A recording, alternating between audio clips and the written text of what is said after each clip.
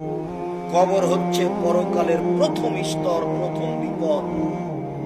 ভাই না জামিন হোক ফাবাদ আইসরবিন হোক, মানুষ যদি কবরে বেঁচে যায় তাহলে এরপরে যত স্তর আছে সব সহজ হয়ে যাবে।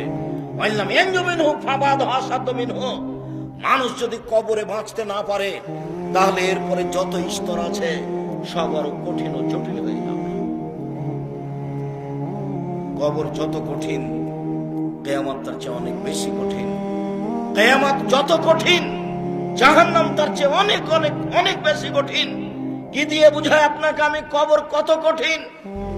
রাসূল সাল্লাল্লাহু আলাইহি ওয়াসাল্লাম বলেন, যখন তাকে কবরে জিজ্ঞাসা করা হবে দ্বীন সম্পর্কে, মুহাম্মদ সাল্লাল্লাহু আলাইহি সাল্লাম সম্পর্কে, ইসলাম সম্পর্কে, সে যদি উত্তর দিতে না পারে, ইয়াজরিবু যারবাতান, এত জোরে তাকে ফেরেশতা মারবেন, ইয়াসিহু সাইহাতান, সে বাপরে মারে করে চিৎকার করবে, ইয়াসমু মা বাইনাল মাশরিক ওয়াল মাগরিব ইল্লা সাকালাইন, সারা পৃথিবীর জীবজন্তু, কীট পতঙ্গ, পদার্থ, জড় পদার্থ সবকিছু তার চিৎকার শুনতে পাবে, মানুষ আর জিন শুনতে পাবে না।